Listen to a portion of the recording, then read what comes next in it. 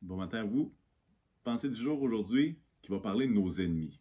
Ça a l'air que ça arrive que parfois on a des ennemis. Et puis on peut voir dans l'un des psaumes aussi, le psaume 35, que on n'est pas les seuls. Et voici ce qui est écrit au verset 7. Il va dire, en effet, c'est sans raison qu'ils m'ont tendu un piège. C'est sans raison qu'ils ont creusé un trou pour m'enlever la vie. C'était des vrais ennemis. Ils me rendent le mal pour le bien, je suis abandonné de tous.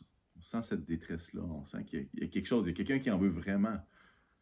À partir du verset 12, le psalmiste va continuer, il dit, moi, quand ils étaient malades, mes ennemis, je mettais une tenue de deuil, j'humiliais mon âme par le jeûne, je priais, la tête penchée sur la poitrine. Comme pour un ami, pour un frère, je marchais lentement. Comme pour le deuil d'une mère, j'étais accablé de tristesse. Et maintenant que je trébuche, maintenant que c'est mon tour, mes ennemis se rassemblent pour se réjouir.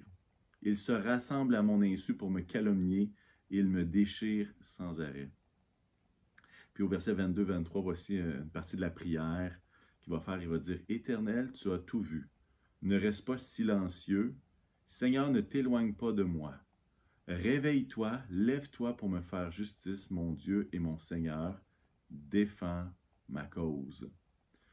Je ne sais pas si ça vous est déjà arrivé que vous semiez le bien, que finalement vous faisiez du bien à quelqu'un, que vous étiez là lorsque justement lui était dans le trouble, qui était dans l'adversité, qui était dans la tristesse, et puis vous avez mis tout votre cœur là-dedans, et lorsque c'est vous qui tout d'un coup avez besoin, ben là, l'ami se change en ennemi, ou des personnes qui pour toutes sortes de raisons ne vous aiment pas, n'aiment pas ce que vous faites, n'aiment pas comment vous le faites, n'aiment pas vos pensées ou comment vous... Comprenez, on pas besoin d'expliquer c'est quoi un ennemi, on le sait assez rapidement et on le sait assez vite.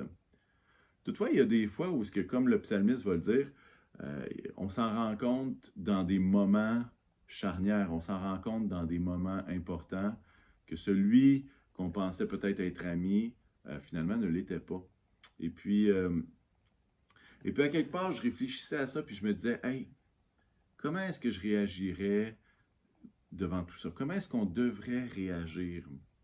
Et à quelque part, j'ai cette impression que lorsque des ennemis s'élèvent ou lorsque des situations qui arrivent comme ça, hein, on voit ce qui est au plus profond de notre cœur.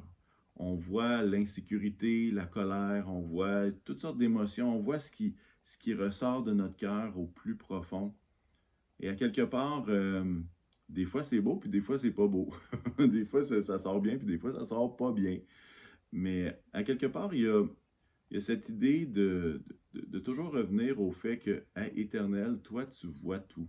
Éternel, toi, tu restes proche de moi. Le psalmiste va dire, Seigneur, éloigne-toi pas de moi. Mais en même temps, il y a cette assurance-là que Dieu est près de lui. Hein, réveille-toi, lève-toi, fais-moi justice. Finalement, sois celui qui prend soin de cette situation-là. Et c'est dur à faire parce que justement, lorsqu'il y a de l'opposition, on essaie de tout contrôler, on essaie de régler toutes les choses, alors que il se pourrait qu'on ait besoin de laisser Dieu combattre pour nous, qu'on ait besoin de laisser Dieu se charger de cette situation-là. Parce qu'au final, même l'injustice, Dieu voit tout. Il voit tout. Et le psalmiste va le dire, il dit, Éternel, tu as tout vu. Tu connais la situation mieux que moi-même. Tu connais les intentions, les motivations. Et à quelque part, c'est intéressant de savoir que Dieu est notre justice. C'est-à-dire que comme il voit tout, il est celui qui nous récompense pour notre cœur qui est droit. C'est celui qui voit les actions que nous avons posées et même celles que nous avons décidé de ne pas poser. Parce que dans des situations comme ça, c'est souvent les meilleures actions sont celles qu'on ne pose pas. Pourquoi? Parce qu'il y a ce sentiment de vengeance, il y a toutes sortes de choses qui sont là. Et puis, ça me fait penser à ce texte dans Matthieu 5, au verset 44, et on va lire ensemble doucement. Jésus va dire, hey, il vous a été dit ceci, maintenant moi je vous dis. Et dans ce verset-là, il va dire, mais moi je vous dis, aimez vos ennemis. Et là, on se dit, OK, bon, Jésus l'a peut-être échappé un peu, aimez vos ennemis. faudrait aller fouiller dans le grec, qu'est-ce que ça veut dire, voir s'il y a un contexte en araméen qui pourrait nous aider. Mais le verset continue, ça ne s'arrête pas là. Après ça, il va dire, bénissez ceux qui vous maudissent, c'est-à-dire faites exactement le contraire de ce qu'ils font. Si s'ils vous maudissent, ben vous faites exactement le contraire, vous les bénissez. Et là, on se dit, OK, bon, peut-être que dans ma vie, il n'y a personne qui m'a maudit, il y a des gens qui m'ont insulté, qui ont dit toutes sortes de choses, mais maudire, peut-être pas. Ah, OK, bon. Mais le verset continue. Il va dire, faites du bien à ceux qui vous haïssent. Non seulement il y a l'idée de bénir dans le secret, probablement par la prière, mais là, on voit même, faites du bien à ceux qui vous haïssent. Donc là, si on a une ambiguïté, là, à un moment donné, il faut se rendre à l'évidence. Et Jésus continue pour être sûr qu'on ait bien compris. Il va dire, et priez pour ceux qui vous maltraitent et ceux qui vous persécutent. Et là, tu te dis, oh wow, ma relation avec mes ennemis n'est pas à ce stade-là personnellement. Mais à quelque part, j'avais cette réflexion-là et je veux vous encourager de dire, et si la prière pour vos ennemis était celle que Dieu vous récompensera le plus?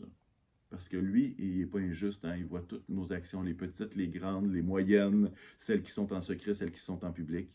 Et si ces prières qui coûtent, parce que ce sont des prières qui coûtent lorsqu'on bénit, lorsqu'on fait du bien à quelqu'un qui nous maudit ou qui nous haït, ça coûte.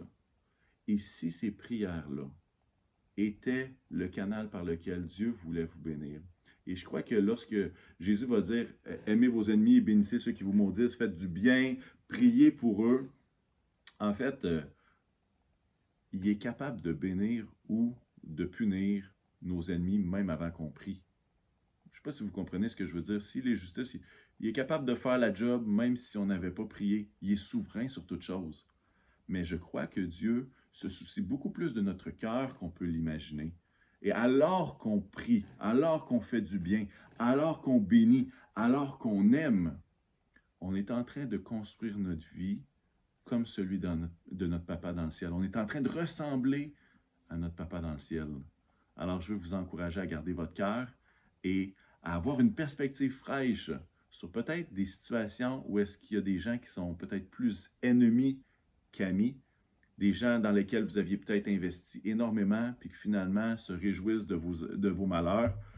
Toutes ces choses-là qu'on a tous probablement déjà vécues, que Dieu puisse nous aider à mettre en pratique sa parole pour garder nos cœurs plus que toute autre chose. Je vous souhaite une bonne fin de journée et je vous souhaite pas trop d'ennemis. Bye bye.